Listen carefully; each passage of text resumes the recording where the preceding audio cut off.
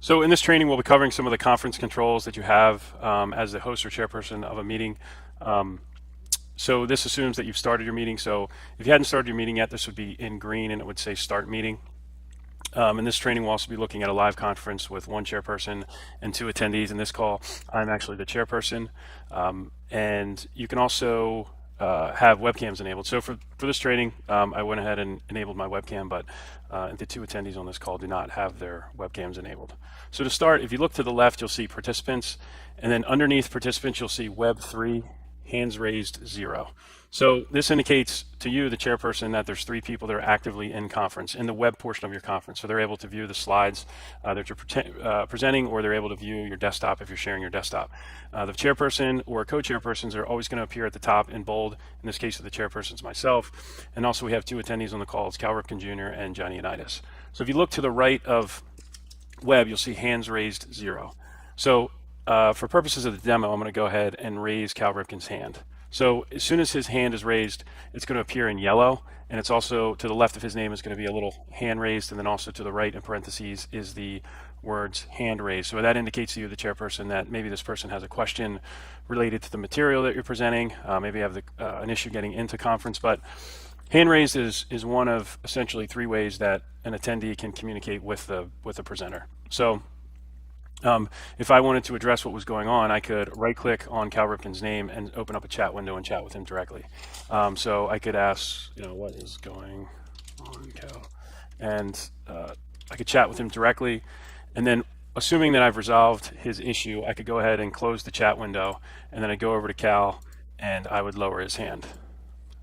You also, if you right-click again on Cal's name, there's other options for controlling this attendee in your meeting. So I can lower his hand, assuming I've resolved this issue. I can chat with him directly. We covered that. I can disconnect him from the conference. So if Cal is being a little bit disturbing, and for whatever reason I wanted to disconnect him from the call, maybe he ended up coming in here accidentally, I could do that. I can also promote him to be a co-presenter along with me. So as a feature of the GroundSwell Conference Controls, you can promote other attendees to be a co-presenter with you. And this oftentimes happens when if you intend to present material and you need someone to review the chat questions that come in during a conference, you can sort of co-present with someone else. And you have unlimited people that you can promote to be co-presenters along with the primary chairperson. And they're going to appear in bold right underneath the chairperson when you promote them. You also can promote and request control of someone's desktop. So if I wanted to present material that was on Cal Ripken's machine, I could promote him to be a co-presenter, and at the same time, the system would allow me to take over his computer and present the material that was on his machine. Lower hands, so if there's multiple people that have their hands raised, you can lower all those hands. You can also grant someone else control of your desktop. So if you have someone else that's been promoted to be a co-chairperson, I could allow them control of my desktop. So if the material that was being presented was on my desktop, I could allow them to take control and present that.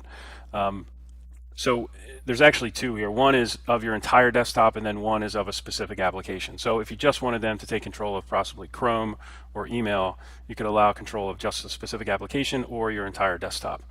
So that covers controls from within the webinar portion of the meeting. If you move down further, and by the way, when I lowered Cal's hand, you can see hands raised went to 0 from 1. Moving to the audio portion of the meeting, you can see again that there's 3 persons connected into the audio portion of the meeting, and that should really mirror up with the number of web participants. You can see to the left there's an indicator of how the person has connected to the conference for the audio portion. In this case, myself, the chairperson, I've called in, and that's indicated by a green handset that's next to the left of my name. You can see Cal Ripken has a headset, so this means he is listening and will participate on the audio portion of the bridge over his PC. So this assumes that he has a microphone on his PC and he's able to listen. Generally, as a chairperson, you want to call into the conference because the audio is clearer and more crisp if you're dialed in via your phone rather than presenting over your PC, but either way is fine. By process of elimination, I know this 410 number is Johnny Unitas, and I know that he has connected into the conference via his phone.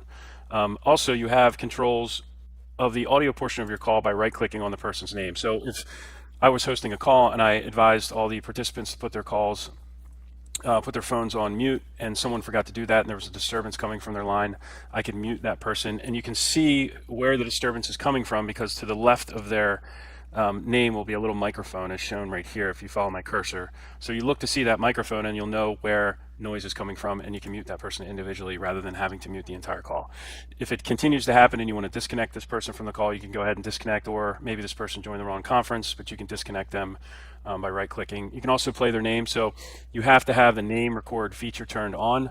If you do, you can play this person's name. So in this case, if I didn't know who 410 was and I had the name record feature on, I could right-click on that number, play their name, and that would advise me that that was Johnny Unitas. And then at that point, I could add them to my phone book. So the conference controls work very similar to a cell phone directory.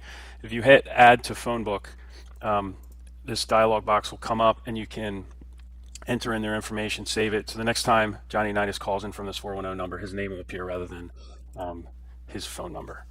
So those are the controls that you have on the audio portion of your bridge. The last one I'll mention is rename. So someone came in and you accidentally had them, their phone number labeled incorrectly, you could go ahead and rename them. Moving down to audio. So these are the controls that you have over every participant that's in your audio, in the audio portion of your meeting. So in this case, I could mute the entire call. So once that's done, you can see that each participant has a red microphone with a line through it, advising to you that they're in a mute status, so they can't participate on the call. If I wanted to unmute them individually, I could right-click on their name. So this is important if you have other co-presenters on the meeting with you. This will, and obviously if they're a co-presenter, most likely they're going to have a speaking role in your call. So you can unmute them individually. So if I knew Cal was going to have a speaking role, I wanted the rest of the call on mute, I could unmute him. And then if I wanted to take the call off of mute, I could hit unmute, and all the participants that were muted will be unmuted. You can ask for an operator. So you have operator assistance 365, 24/7. So at any point, if you ask for an operator, that you would be pulled from the conference that you're in and you would be brought into another conference. You could speak to your operator directly, so you wouldn't excuse yourself. If you're moved over to a separate conference, you can explain your issue and then the operator will put you back into conference. Dial out. So this feature is nice if you wanted to call someone that you needed on your meeting and you did want to put your entire conference on hold. So if you had 25 members on a conference, you don't want to put them on hold and have them listen to on hold music. So you can try and reach the intended attendee or co-chairperson by dialing their name, dialing their phone number from within the system. You can also add to your phone book from here. We covered that before, but this allows you to add additional phone numbers to your phone book. And again, it works the same way as a cell phone directory. When they call in, the system will identify a name with that phone number. Listen only. This is very similar to mute all lines, with the exception of mute all lines will allow an attendee of a meeting to unmute themselves by pressing *7 from the dial pad on their phone. This will unmute that caller, as opposed to listen only mode, where the entire call is in listen only mode and no one can take themselves off of a listen only or mute all status. Conference continuation.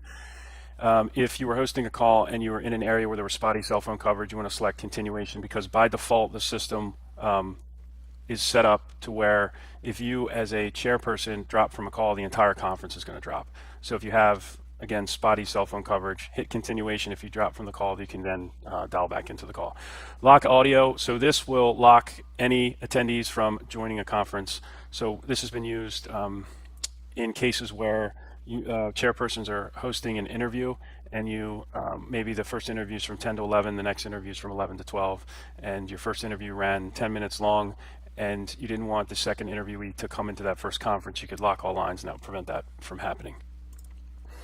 And that covers all the features that we were going to related to controlling audio and web controls from within the conference console. Thank you.